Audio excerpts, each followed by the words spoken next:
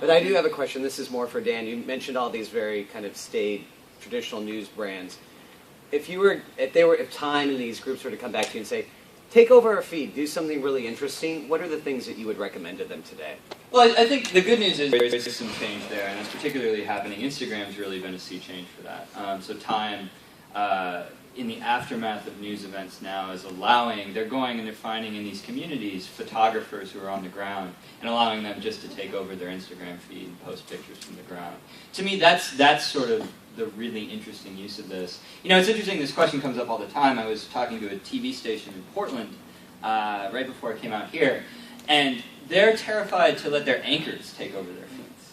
And it's like the anchor's job to be the face of this news organization.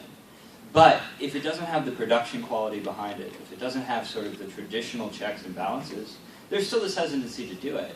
So to me, trying to develop a brand feed, particularly in news, is a bit of an uphill battle. It's much better to figure out the 2 or 3 reporters or people in your organization who you're comfortable sort of serving as an avatar for the type of reporting you're doing, and letting them take over the feed, especially giving it the personality for themselves. I think you're going to see more and more feeds do that. And that's with Vox and Ezra Klein's project. I think particularly that will be really interesting to watch.